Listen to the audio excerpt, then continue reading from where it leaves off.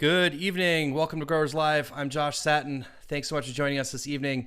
We have Casey Ostwinch from Honeytree Farm on tonight, and I don't have many announcements tonight, which is great. One thing I do want to mention is what's coming up, and just to remind you guys about the format. We're going to be doing this every 2 weeks, and we're going to try to stick to that as best as we can. So coming up in 2 weeks, we have Troy Hinkey from Living Roots Compost. That will be on August 18th. And Alex and Yoko from Ossawaga Farm on September 1st. Really excited about having all of them on. And so the way this works is I'll chat with Casey for a little while. I'll take questions from the Patreon page. And so if you guys are not already Patreon members, I would highly appreciate you go check that out. You can sign up for as little as $2 a month, patreon.com/farmerjesse.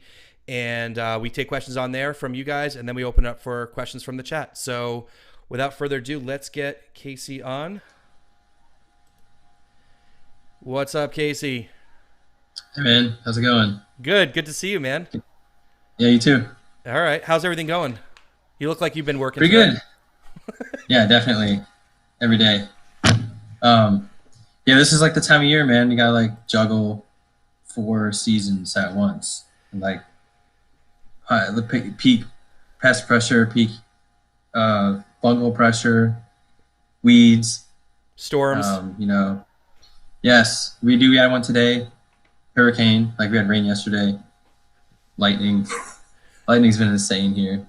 Yeah. So if most people don't know about your farm at all, let's break that down a little bit. So you guys are in your technically second season on this property. Yep. And you farm with your wife Tori. Can you just talk a little bit about your farm, what you guys do? Yeah. So I started it last year by myself while Tori worked a real job. So we joked that I was the jobless loser and she was a sugar mama. It's awesome. And it's 70 beds, 100-foot beds. And I sell at the market in Charlotte, the Charlotte Regional Market, and Tori sells at the Hickory Market. And we also sell from our place here. We're like not too far out of a city. So customers can easily come here, 3 miles out of the closest town. And restaurants, pretty heavily involved with the barbecue restaurant. They buy a lot from us every week. They're one of our first original customers, and it's worked out pretty good. It's become a pretty good relationship. And no-till, minimal till practices, 30-inch beds, VCS. Okay. Tunnels. The more tunnels, the better. Yeah, I agree. I agree, man. The tunnels are key. I just can't. Yeah, I think everyone should cover like their whole farm in tunnels if you could afford it. It's like, I know, like, biodome it. I know. I mean, we're both in North Carolina, and you're much further west than me, and you get a different weather pattern than we do. But when those storms roll through, it's like, we got 3 inches in a few hours last night here with that storm. Yep. It's like it can happen. Yeah, totally. So how long's Tori been full-time now? Tori's been full-time since March this year. That was a goal for the second season for her to come back. So I went super hard the first season to make it happen, just knowing that it takes 2 of us to really make it happen.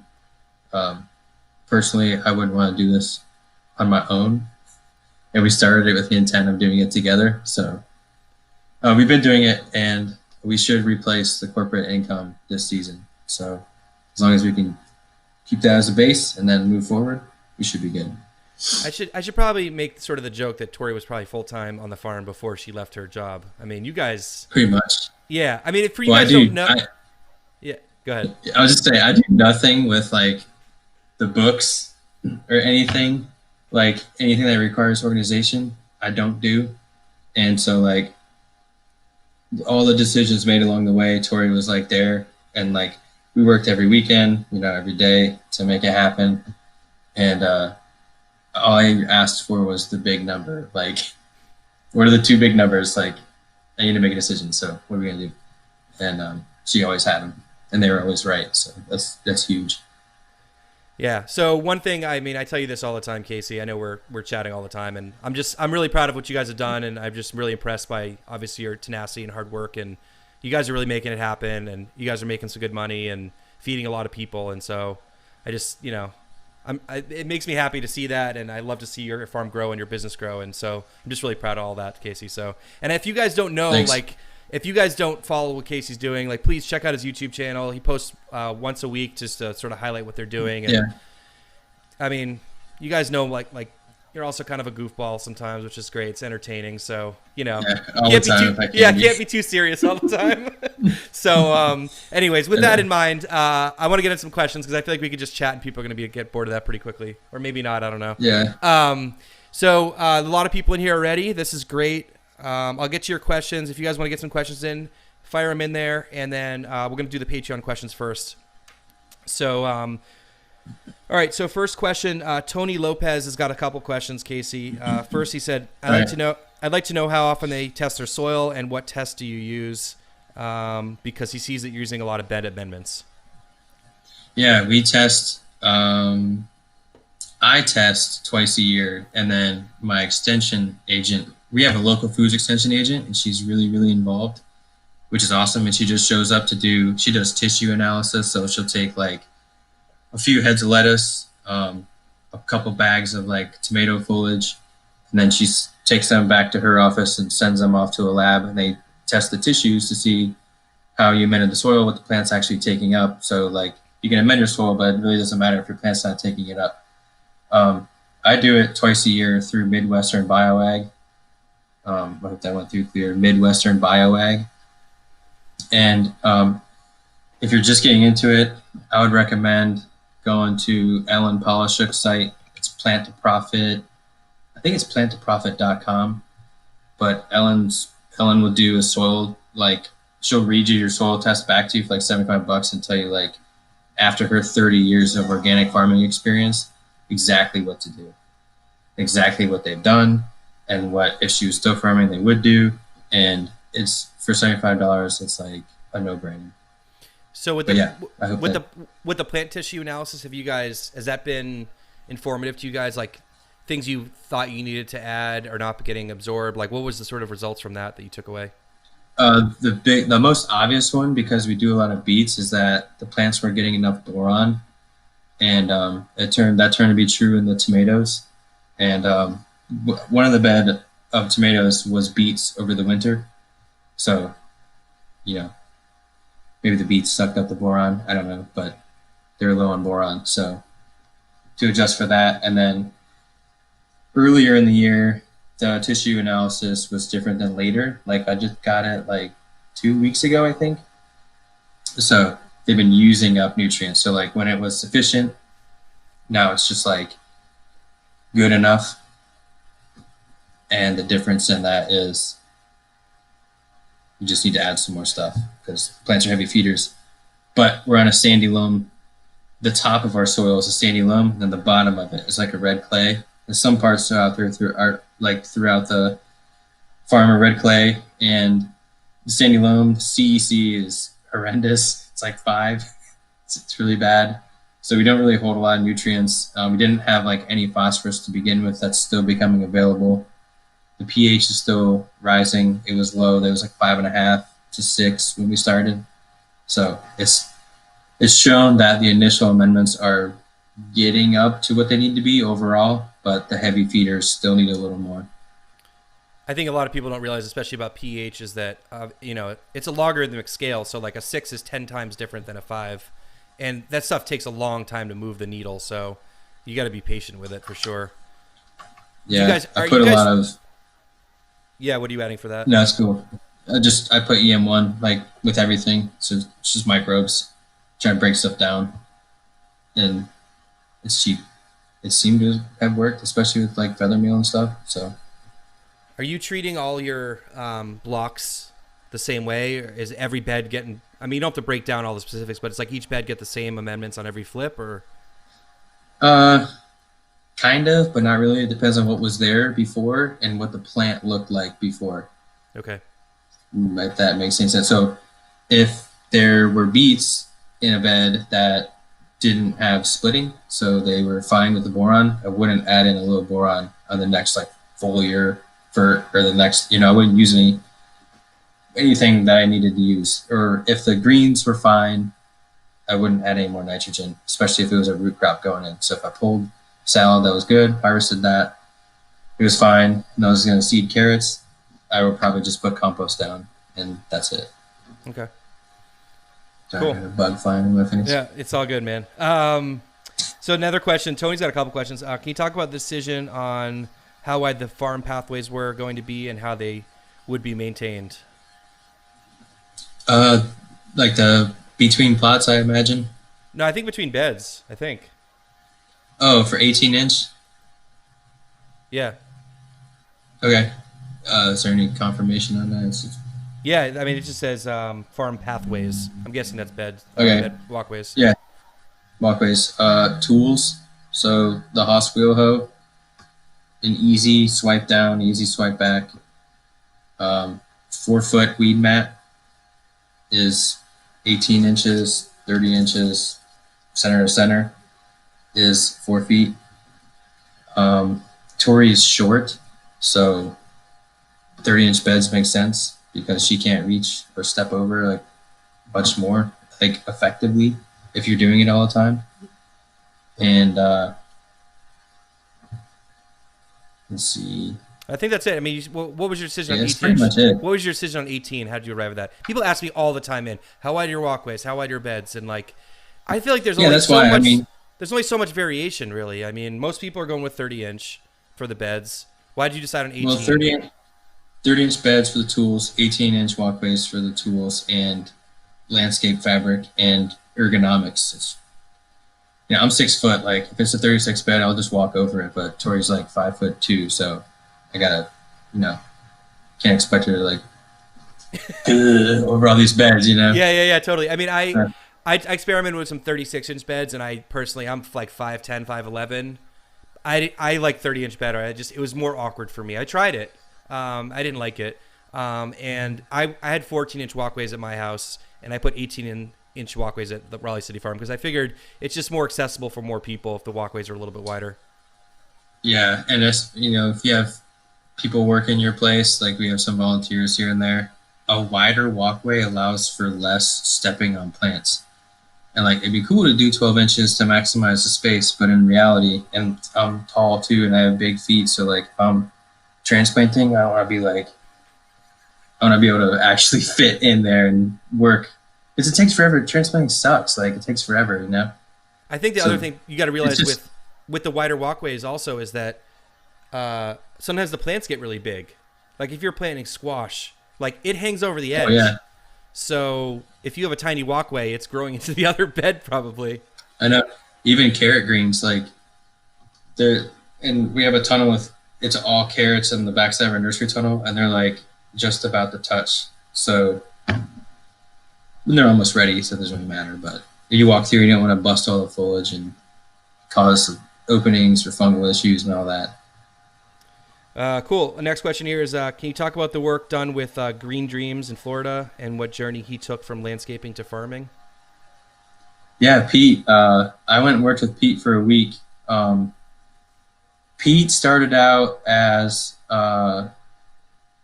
basically doing lawn care, and then he got into some permaculture stuff for his own place and for his family. And he's a 150% kind of guy, and it just struck a nerve with him, and bam, he built his place. And if anybody here hasn't looked at his videos, I would definitely go back. The first video you watch, go back. It's like Sandhill Farm Tour. It's a drone video of all the projects they put in on his land, and then look at it now and see the difference. And it's just awesome. But he was on Justin's farm tour, and that's how I originally saw him. And he started YouTube, so that's probably why people know about it, because it's on YouTube. And his business has really grown from there. He got a couple of really big projects initially, and that really helped him just launch his business to be totally more focused on edible landscaping, permaculture, all that stuff. I mean, I think they're actually going to be doing a huge mango orchard project somewhere in Florida, like the biggest one in the States. Sorry, I got a fly in my face. But yeah, I'm hoping to go to Pete's this winter, virus depending, see how that is, and learn more, because it's insane, man. The difference, just in the difference of like North Carolina to Florida, it's nuts. Like, it's crazy. Yeah, you can grow The so many different plants. things down there. Yeah, especially all the Yeah. fruit.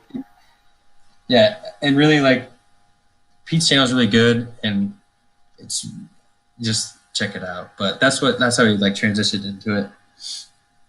All right, cool. Hey guys, if you guys are watching this, hit the like button. That'd be greatly appreciated. Next question is from Cameron Clark. And it says, "How do you prepare for a hurricane?" Uh, Basically, well, I have some ideas and stuff planned out now for like super heavy rainfalls because we're gonna get it here guaranteed, and there's swales. I've talked about this on our YouTube channel. Basically, the water that comes down to the plots, we have a ditch or swale, key line, trench, whatever you want to call it, that takes the water all the way to the back of the beds, and then there's a spot there that's level with in front of our beehives, and so that spot, take swale it down, trench it, whatever, across there in front of the bees, and then there'll be a pond, and that pond will fill, and then when it fills up, the lower spot of the pond will go into another swale that will then cross back across the property, and that way we keep all the water there. And so my friend Ross is a permaculture designer, like big time. This is what he does full time for a job. He made it very clear to one of our friends the other week. Sorry, looking out the window here. So he was saying like the highest point of your land is where your water management starts, and then the lowest point is where it ends. And so instead of having it go from here to here instantly, like most places do, and you have washout and erosion along the way, what you want to do is take the water from here, zigzag it across your land. That's the whole contour swale idea. And so now instead of traveling, just say, or maybe it's 1,000 feet, it's now going, 15,000 feet. So he has 15 times more time to soak into your land, or to soak into tree roots, to soak into blueberries or figs or whatever it may be. And I would imagine, because I know that our well and the aquifer that actually is across the street is rain fed, keeping the water where the water lands will help the overall water supply. So if we do have a drought, you know that the years prior you prepared your water source. That's awesome. Yeah, I think one of the things that it's always good to slow the water down in any way, because when you have quick moving water, you get erosion. I know, like at my farm here, it's much more sloped than your property. And my first season, I would have terrible washouts. I literally just dug a ditch, swale, trench, whatever you want to call it. Oh yeah, at your place, yeah. Yeah, I dug it right across the top of all the beds, and I just redirected the water around, and it made the biggest difference. Like when it was raining, the water would be pouring right around the beds, and it would like keep all the washout away. So yeah, it can be really powerful. But I think one thing you always have to tell people, I'm not a permaculture design person, but you got to really be careful about moving earth around, because that's a big change in the landscape, and that can change a lot of things. So make sure like you know what you're doing, or have someone help you with it, and make sure that. Yeah, he's already done it, and he just has an intuition built, Right. which is really important and really key. And so we were just looking at it, and I was like, all right, man, this is what I think. And he was like, yeah, you're thinking on the right lines, but like I was thinking take 2 swales into the pond. He was like, no, take 1 swale in the pond, fill it up, and then have that extra water come back, and it's going to be level across the land. And you're like, take the water, fill a pond, soak it, extra goes around, take it, fill this ditch, and soak it, and it should be good. All right, so I guess some other follow-up questions about hurricane prep, like tunnels. Is there anything different you do with your Tunnels, yeah. My bad. So I ranted there, sorry. The tunnels, if it's raining, definitely shut them. Like in windy, shut them, sandbags. And then our tunnels are in like an H. So the center tunnel is the tallest one, and I'll take old ropes that I use in tree work, and I'll tie all the tunnels together over the main one. So if this one gets lifted, it now has to pull these T-posts and the other tunnels out. And I mean, I haven't seen more than 60-mile-an-hour winds here, so for 80 to 100. They do make anchor sets, I think, for tunnels too. And John, Airland Permaculture in Oklahoma, they put those in because they're in Tornado Alley. So he put those in at his tunnel. Yeah, I think people may not realize, like in North Carolina, I mean, I am pretty much in the middle of the state, or maybe a little bit east of center, and you're more towards the west. And, you know, we get hurricanes that come through, but we don't get the like 100+ mile an hour winds. We'll get like, as you said, 60-mile-an-hour winds and a lot of rain kind of situation. So it's a little bit different. Yeah.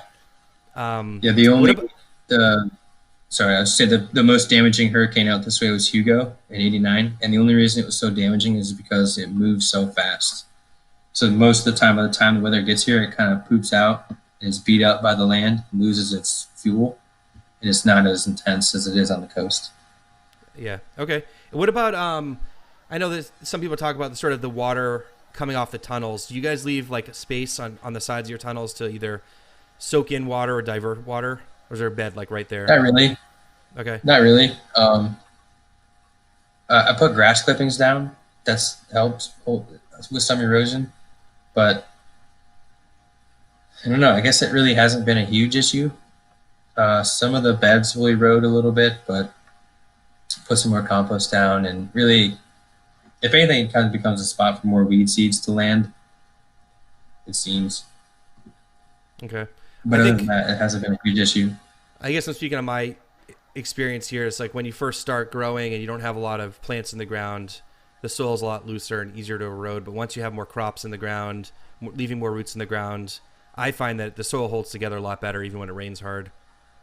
I don't know if you've seen that in like the 2 years you've been farming. Has that made a difference too? Just like having more structure in the ground? I think it's more or less the organic matter for us that's made the difference, because it'll hold, a lot more water, and so it's not just like a freshly tilled garden that just like washes away in the first heavy rain. It's like it's been beat up, it's been rebuilt, it's we've adjusted and got more intuitive with the way the soil here works. And I think the organic matters made the biggest difference for sure. All right, cool. All right, nice. Let's move on here. Thomas Eliasson's asking, wondering what their startup process was like, especially regarding access to land and capital. Were you offered land access, or did you seek it out, own or rent? How did you assess the soil? Just that kind of stuff. And okay, the basic beginning of starting, I imagine. Yeah, your story and how you wound up where you are. Okay, well, I was an herbalist in Charlotte. Tori was, she worked at Big Data Corporate, and we had a house in Huntersville, North Carolina, it's like Charlotte, and we got an opportunity. Well, we were like homesteading for ourselves and stuff, and we got an opportunity to move to a farm, live in a camper, start up this market garden for a farm-to-table event business, and decided to do it. So we sold our house, made money selling our house, also had savings. We don't really spend money that much. Like, this is a work shirt I got 4 or 5 years ago. I wear the same clothes like all the time. And just saved and saved and saved and saved. And kind of got to the point where like, well, what are we going to do if we retire early? And we're like, well, let's start an organic farm. I'm like, it's like, well, why wait for the next life? Let's just do it now. Anyway, so we sold our place, made money on it, lived in the camper, didn't spend any money. When the right time came, we left that place, started our own farm with the savings and the money we made from selling our house. Basically turned the proceeds from selling the house into a business. And now it makes money. So it's kind of risky, I guess not really that risky because we were 28, 29 when we did it. It's pretty young, but it's just numbers. Basic math and self-discipline is the biggest thing, I would say, if you're trying to farm. It sounds easy, but always knowing your numbers.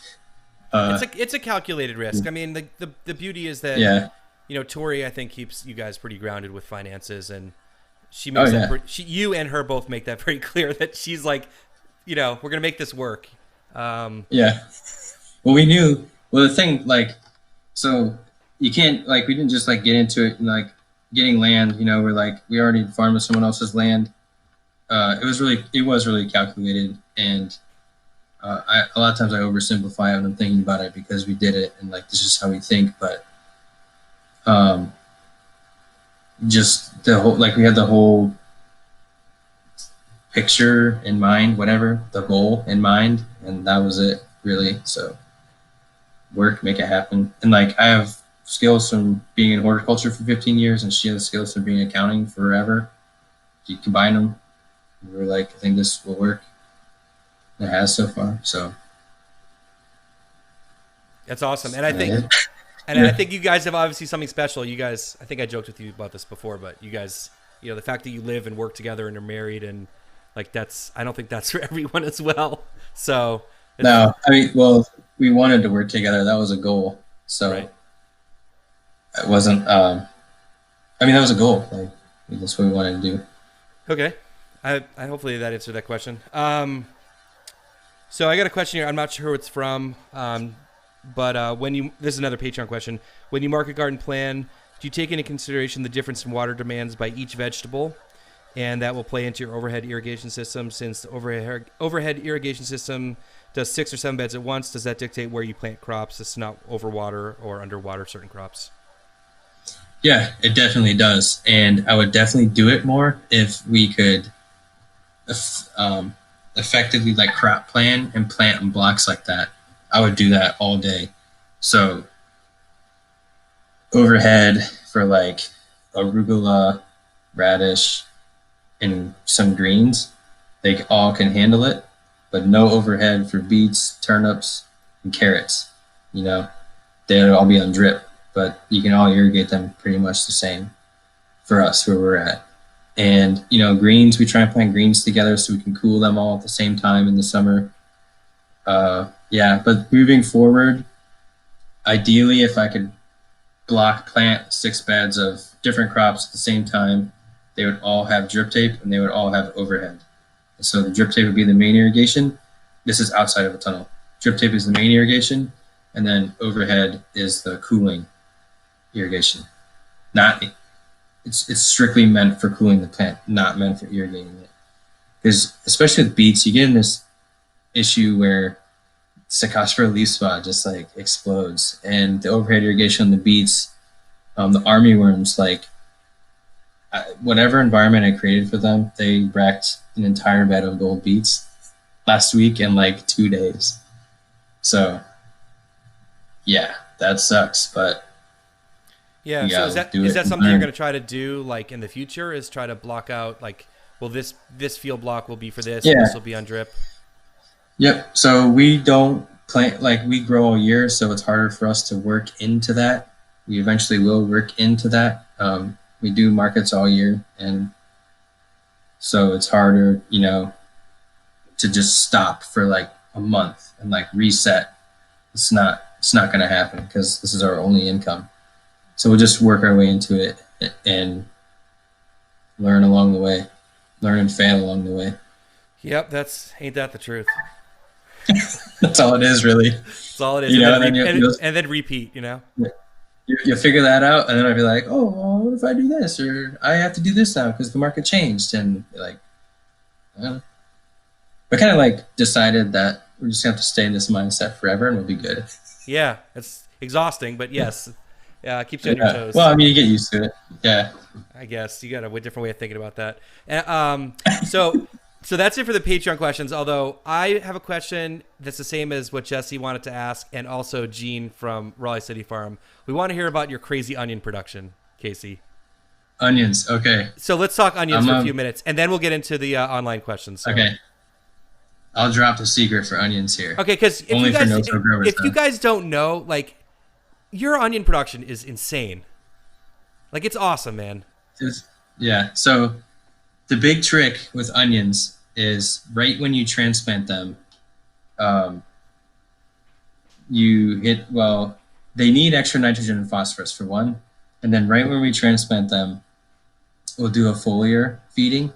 So seaweed, it's seaweed from Neptune's Harvest, tomato and veg food from Neptune's Harvest, EM1 and endomycorrhizae, like extremely heavy. Transplant, water them in, and hit that foliar fur on them. And like I let it sit for a while, then we'll water it in again. And they take off like insane. And then keeping them weed free, like, dude, I got a lot of time hand weeding those onions, but it definitely pays off with a bigger bulb. You get a bigger weight, so you get more money per onion. But the endomycorrhiza is the biggest thing. Okay. And so what about in terms of what about in terms of like how are you starting them and when do they go in the ground, all those like sort of before that? Now these are restaurant onions for onion rings, and they're sets from Dixondale. So they come as sets. They're like seedlings.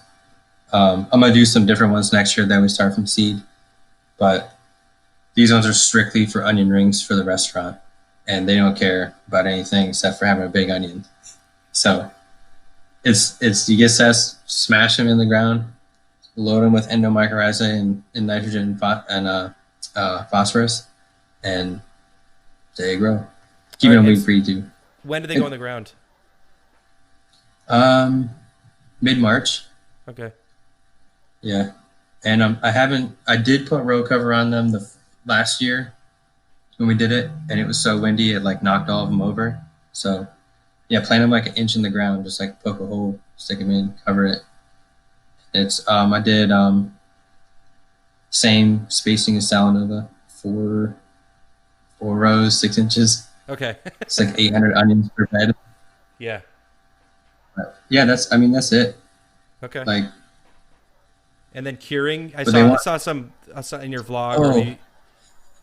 You guys using your curing to do that. Yeah, we used a tunnel because the basement ran out of space, and it's like 70 degrees with fans on them, and we stacked them like bulb. Say that this is the foliage, and then just keep stacking it on the foliage, and then you have air above and air below, circulating. We have the fans circulating in the basement, and they cured up really nice. But it's also a storage variety. It's the Highlander variety. So we have our nieces are here, and they like smashed out cleaning onions today. I don't know, they loved it, but they probably cleaned up and prepped and bagged like 3,000 onions today.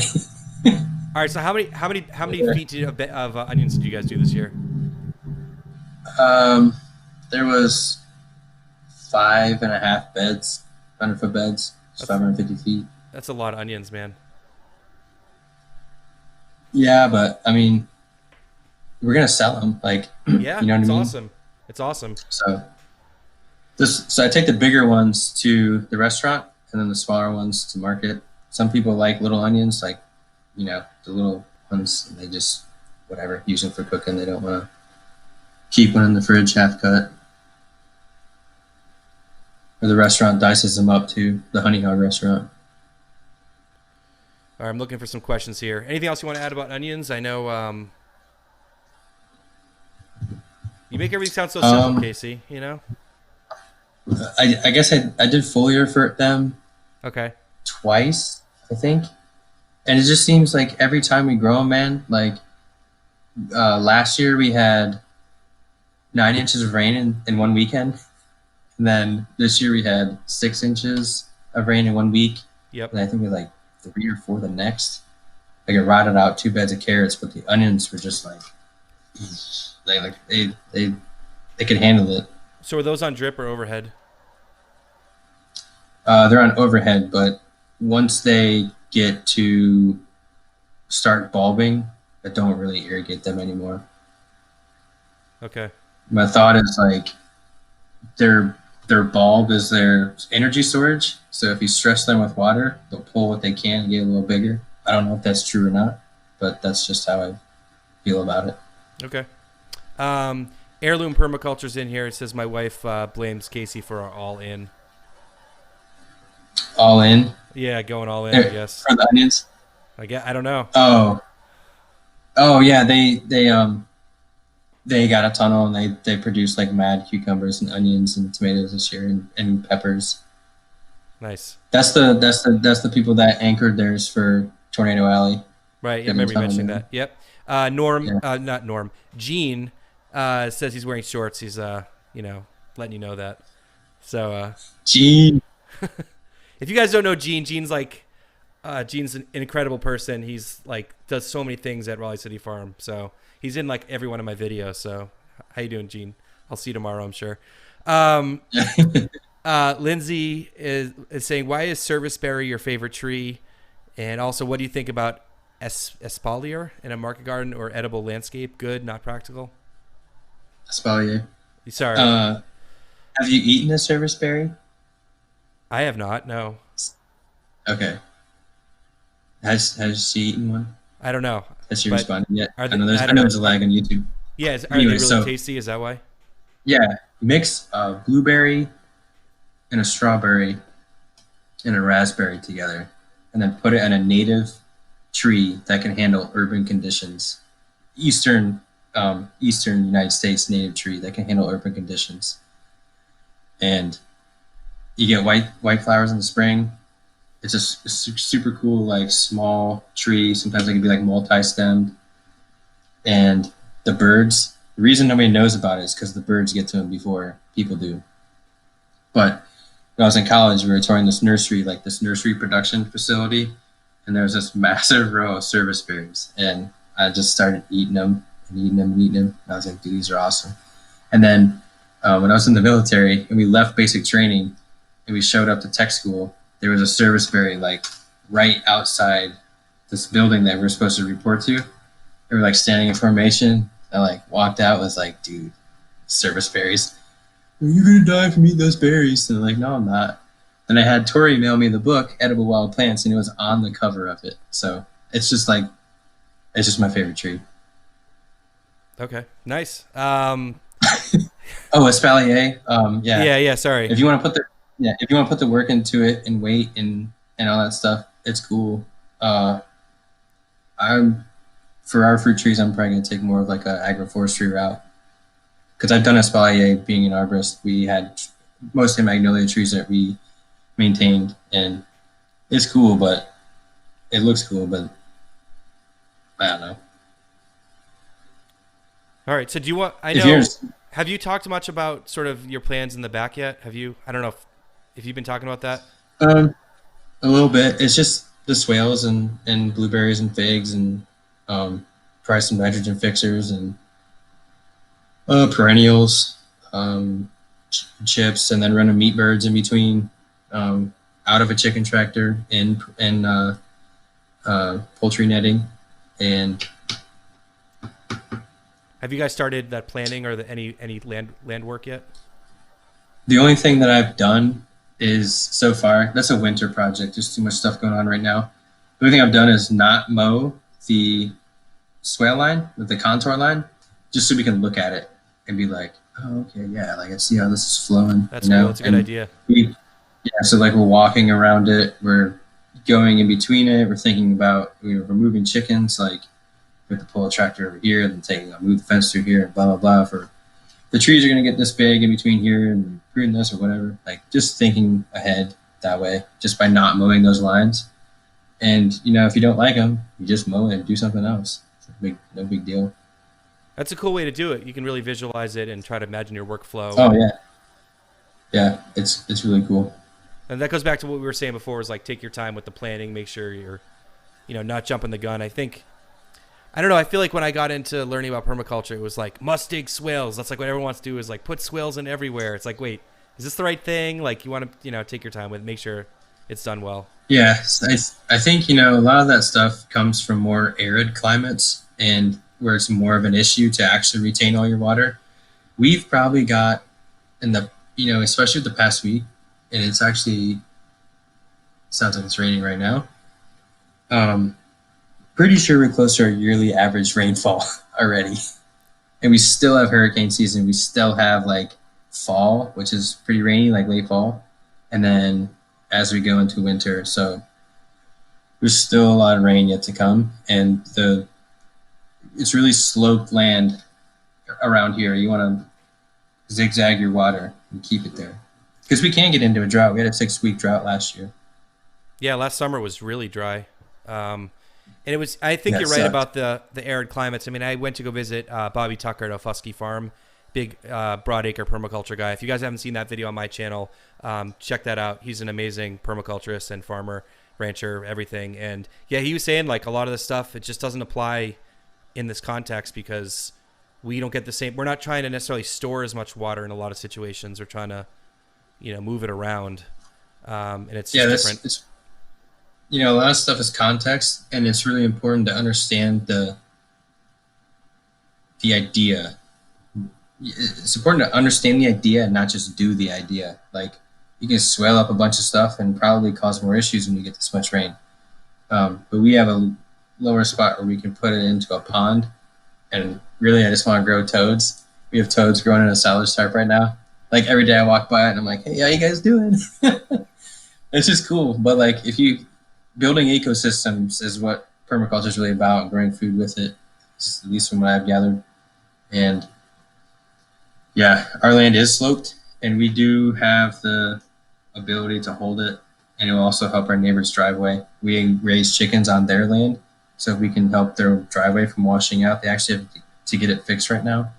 So we're going to try it, see what happens. Awesome. So Heirloom Permaculture is wondering when you're doing your Airbnb cabins for in the woods for agritourism. I didn't know that was the plan. You guys doing that? No, when you paid for it, bro, John.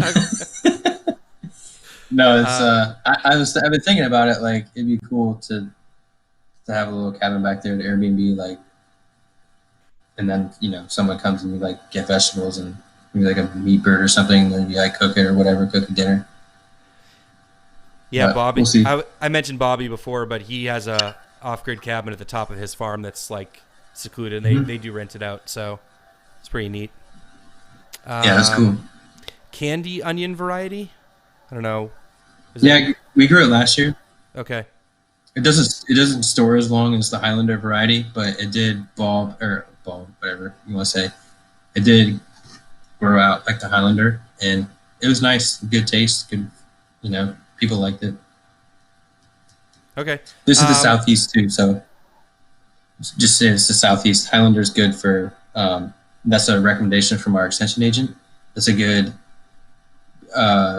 onion for, it can handle the moisture and the humidity. Cool. Lacey Thomas is asking about germinating carrots under tarp. Having trouble with the seedlings dying. I pull the tarp at night. I can't find any pests. Could it be the sun that's scorching them? They're in zone 7A. 8A. 8A right now. If they are germinating, pull it at night, and if you can hand water it, and then probably have to put some shade cloth or insect net or some kind of barrier that's going to take off the intensity of the sunlight.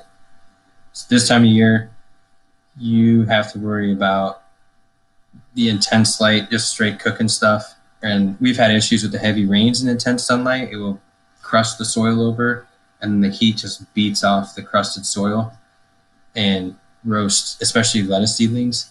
But I would say, yeah, so do what you're doing. If you're getting it to germinate, that's awesome. But you need a second layer of protection just for like 2 weeks, probably, for carrots. And then when they start to develop their first leaf, take it off and keep them watered. Okay. Looney Farm's in here. I blame Casey for thinking. Carrie?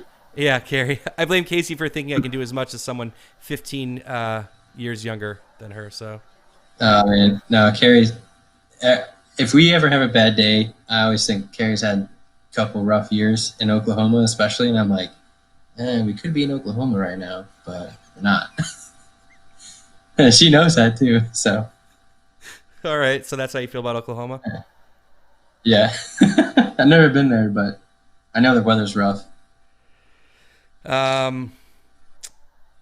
TaylorMade says, what was the last part of the foliar spray you applied to the onions on the transplant? A microbial spray of some sort? Did you brew this or purchase it? He says I must be butchering the spelling. The endomycorrhizae. That's probably what he's thinking, I'm guessing. Yeah. So mycorrhizae is a soil fungus, and you have endo and ecto. Ecto mostly works with woody plants. Endo is mostly with annuals, and that's the most important thing, is the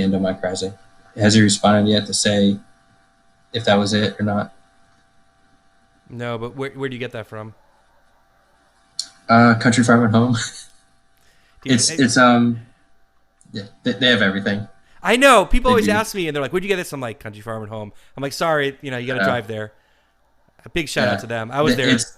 I was there like this week already. So I need to go, but it's like I think it's a green label and like a semi-clear bottle that says like bio something endomycorrhizae. It's like $43 for the bottle. So all right. that was Um, it. Or, Ken Ringold is asking, is your irrigation system on timers, and if so, what brand do you like? their orbit timers and their trash. Don't buy them. I'm looking for a better irrigation timer system.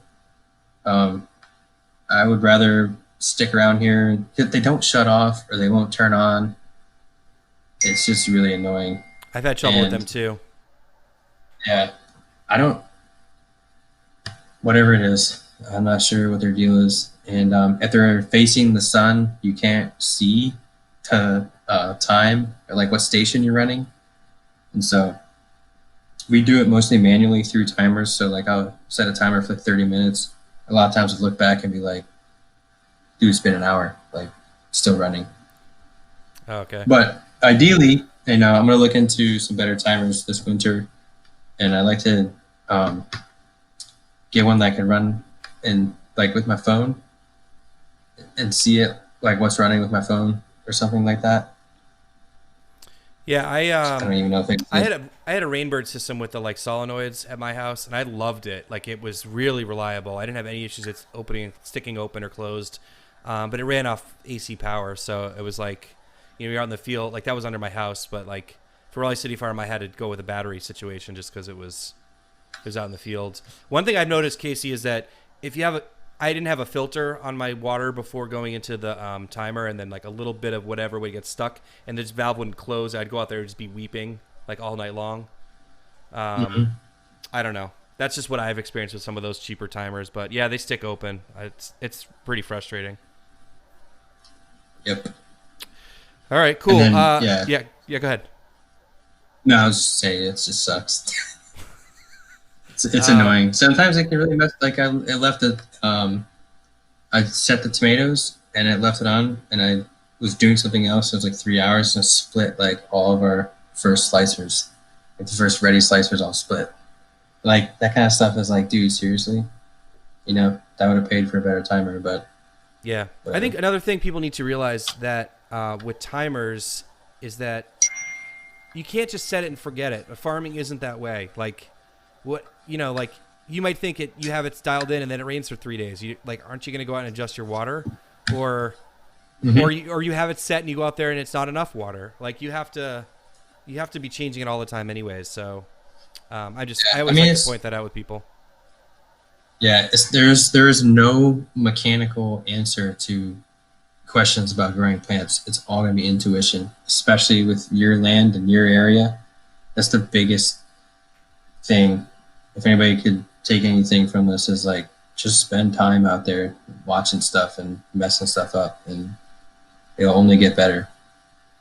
Yeah, I think it's that. There's no mechanical answer. No, like you were saying before, the sort of why things work or how they work doesn't mean like you do them and it's gonna work. It's like you need to understand how they work so that you can apply them and use them in your situation. And that's something that I've always tried to teach. I taught high school for 5 years, and I taught math, and I was always like, yeah, you can memorize all this stuff, or you can just remember how to do it and how to think about it. And I think I try to explain this on my YouTube channel too. Like, here's why I do this. Not like here are all the steps, but like here's why I do this so that you can understand it. And then when something comes up, you know what to do or why it's happening. I think it takes a long time to learn those things, and you have to be able to think about them differently. Yep. That's why, when you talk to someone like you, Casey, that's like, you make it sound so simple. It's like, because you've spent so much time observing and reacting and thinking and learning. So it makes sense to you. And yeah. I've spent half my life working outside with plants and stuff. So a lot of times I'm like, sometimes I get questions. I'm like, dude, really? Like, I'm like, oh my gosh, I need to think about where to start, how to answer it, It's really intuitive. I mean, market gardening is human. Like, it requires humans. That's the human scale thing. Yep. So like, you know, your assets are in your management, your knowledge, and your intuition. It's not your irrigation timers or your tunnels or fancy pants, this or that. It's like, if you want it to work, you got to start out with you, like working the land, you know, before you really get understand the land and make money and buy all this and that fancy stuff and whatever. Yeah, I agree completely. Rhonda and Josh Waito are asking what crops you decide to not grow and why. What are some crops you sort of like tossed out that you like have been doing and given up on or whatever? Okra and watermelon, like big growers are going to bring that in at the same time we are, and we're not going to sell any. If we do, it won't be that much. It really won't justify the labor in harvesting it, you know, every day or this or that, handling it 50 times. So that was a decision based on your market and competition. Was there like any crops you guys like just sort of like struggled with or didn't work in your context? So you're like, we're done with this. Tried doing summer spinach, but I'm gonna need another tunnel for that, I think, with shade for that to work. Right. But yeah, it was a really bad one this year.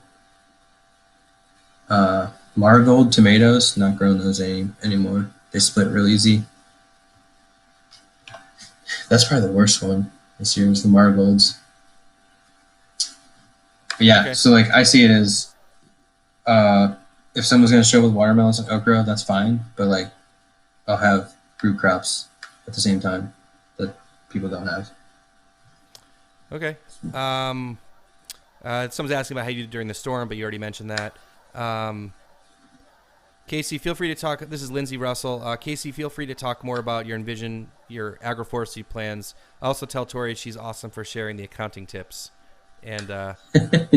I want to tag team on that too. Yeah. Gene actually mentioned that to me too. He really liked that she's been doing that. So I don't know if you guys have gotten feedback. Okay, awesome. That. It seems to be good.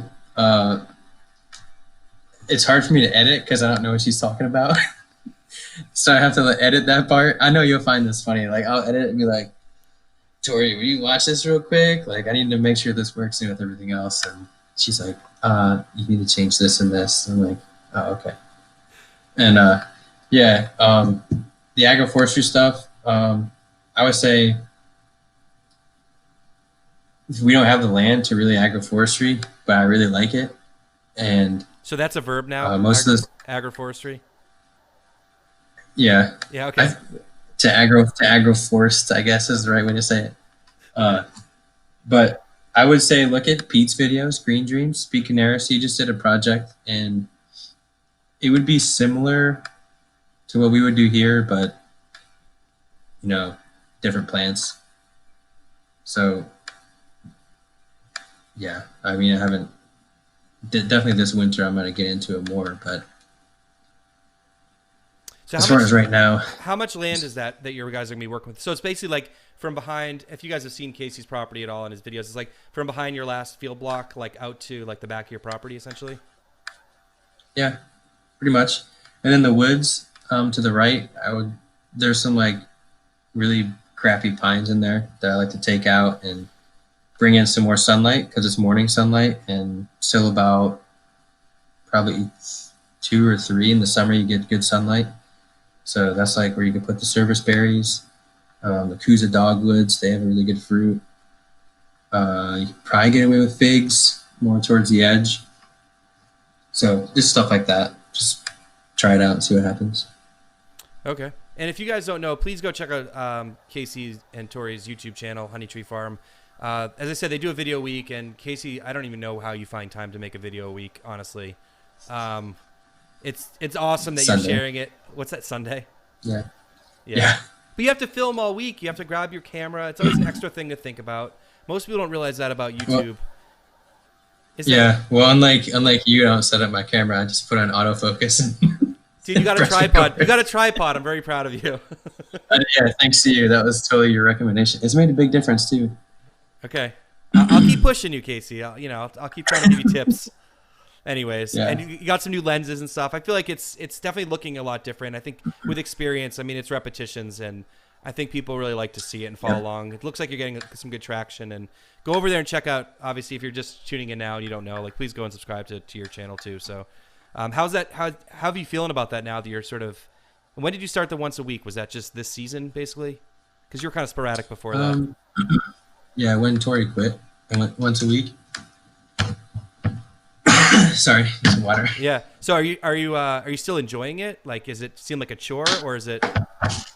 I know you see a lot of like benefit for your customer interaction and that sort of stuff. So Yeah, our customers watch it, and if it does seem like a chore, the next week when they say that they saw something in a video and they like help them with their garden or something, that's cool. So I know. And I was saying, some people message on Instagram say that they're growing good carrots or something. That's cool. Yeah, I mean, I had that conversation today with somebody, and I've talked about it all the time. Is like, as a YouTuber or someone creating content, if it's Instagram or whatever, you get caught up in the likes and the shares and the subscribers and all that stuff, and it's like, it's fun to think about that and to like obsess about it and nerd out about it a little bit, and like, because there is money attached to some of it, but it's like the reality is like, if you could help one person with that video grow better carrots, then it was worth it. Mm-hmm. And I think a lot of people don't realize that some of us, that's really what we're trying to do with this content. So, yeah, it's not all about all that other stuff. So I think you guys are true to that. I think I've looked at the analytics once, and that's just like, whatever we're doing, I'm like, it's just, you can't eat videos, I guess, so, but the things in it will help you grow stuff you can eat. So that's how I see it. All right, I haven't heard that one. I've heard you can't eat the grass, but no, you can't eat the videos. That's the takeaway from today. All right, JP Glade Road growing. Can you talk about spinach for fall? Do you guys grow spinach in the fall, or what's the strategy with that? Yeah, last late summer, I think late August. Bed prep, seeded the spinach, covered a silage tarp and a shade tarp, waited till it germinated, pulled all that off, pulled the silage tarp off, put the shade tarp back on it, and kept overhead on it to keep it cool. And that was in a drought, and it worked. So that helps for fall. I mean, it's early fall. Like, you'd probably be the first one to have it, depending on where you're at. And that's, if you're the first one to have it, that's good. Okay. Any varieties that you like in the warmer months? We are trying lizard right now, and I think the soil is just too hot during the day for it. Okay. And so we saved the rest of the seed for probably late this month, early September, weather depending. We're gonna bed open in a tunnel, and we'll do the same thing. And then after that, definitely for overwinter, space is a really good variety. But succession plant them. If you're trying to grow a winter, definitely have to succession plant them, because they'll get a little yellow, and they're definitely going to get aphids, for us at least, over the winter, and get that nice tender new foliage every week, at least mixed in with the spinach mix. That goes a long way for customers. Okay. Mainland Gardens is asking, do you test your soil for microbial life? Is that part of the testing? When I tested the soil initially and called Ellen, I wrote it down. I don't remember what part of the soil test she recognized it on, but it showed that there was good microbial life in the soil. And Clemson University just came out here like a month ago, and they are doing tests in North and South Carolina for tomatoes to see a connection between like nutrition, yield, and microbial life. That's a massive project. I have no idea when it's going to be done, but actually, when they email me next, I'll let you know, and I'll forward it to you so you can see. You can share it with no-till people. Cool. Because that's going to be a really good study. Okay, and if you need me to, like, if they want any contributions from me, let me know too. So there's some comments in here about your rope skills. Um, Yeah. Yeah. yeah, unloading the pallets, Anyways, Yeah, that's all. Yeah, tree climbing good or stuff. bad. Good, good. People like Yeah, it, it's man. all. No, yeah, yeah. I was a tree climber, so everything I do now is like all with ropes, and it helps. I know. I love Yeah, watching it your comes in vlogs.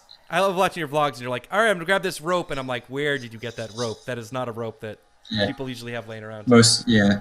Cheryl Tree is a company in North Carolina that has tree gear.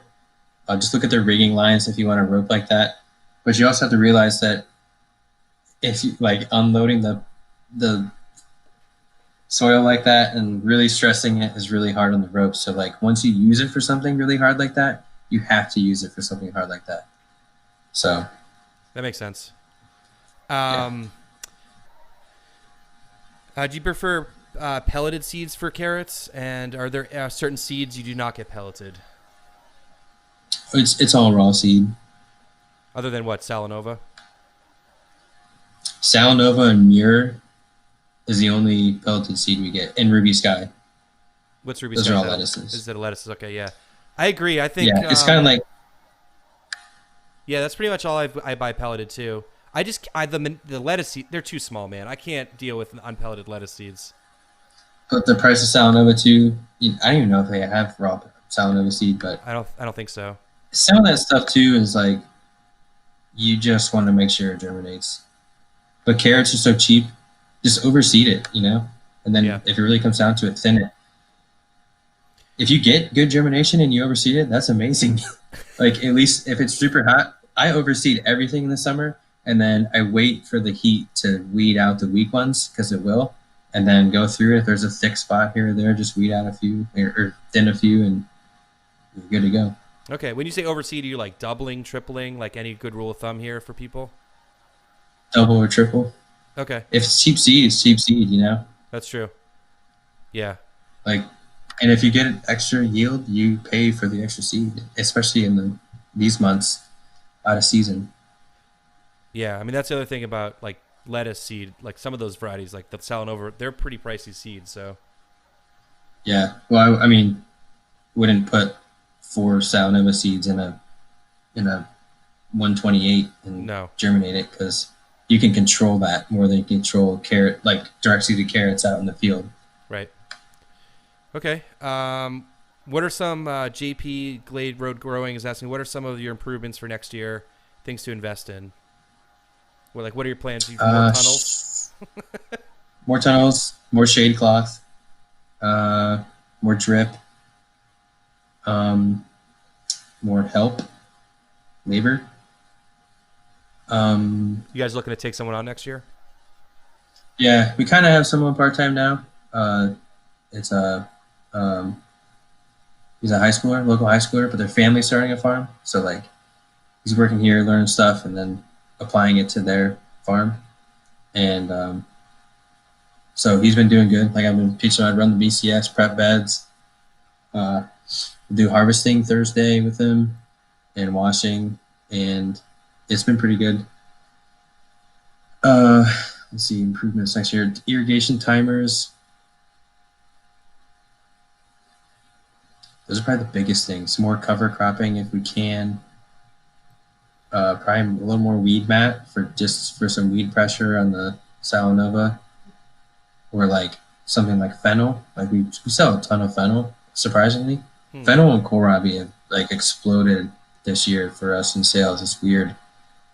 And so, we plant those 3 rows at 12-inch. So a little more weed mat, 3 rows at 12-inch. They take a little longer, and they'll be really nice. So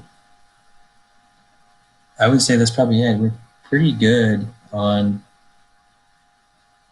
a lot of other stuff. Maybe some wash station. Yeah, I might concrete the floor of the wash station. I got an estimate for that, and that's kind of the next step is as we grow, GAP certification. After the virus and stuff, food safety stuff's going to become more strict probably, and yeah, going to concrete that, put drains in, GAP certified, put a sink in there. I already have water ran to it, and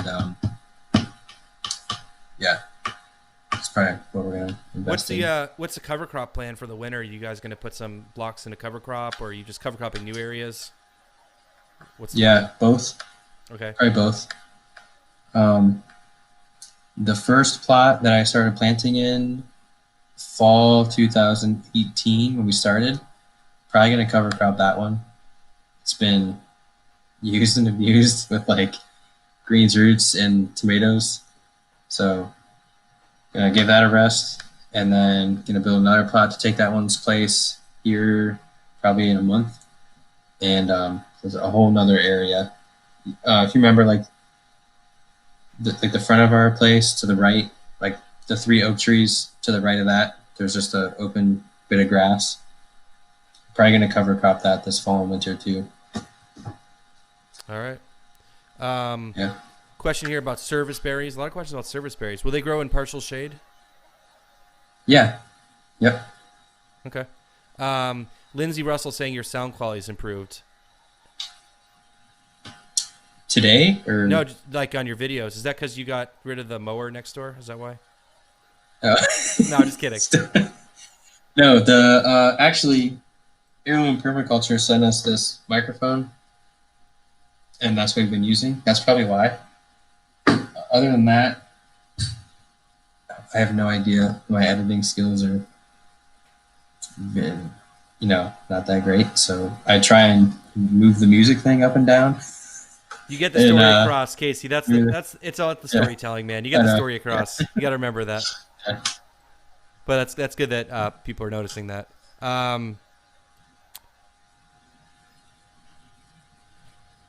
This is kind of a hard question. Well, we're kind of, Casey, we've been going for an hour. Maybe just a couple more questions here. Whatever. Three Lanterns Garden says, for beginners with basic knowledge of NPK, what would you suggest to move to seaweeds, minerals, etc.? Is it all about soil tests and watching the plants? Would like to stay organic. They're in Florida, Zone 9B. So I guess the question is, like, from a sort of more traditional, conventional approach with NPK additions, like, how do you, like, if you want to go into the more natural amendments, like, what's that process? I would say tell them, let's see. I'd probably look at the product Harmony. They sell it at Country Farm and Home. It's just chicken manure product. Not everyone's in North Carolina, Casey, but yeah.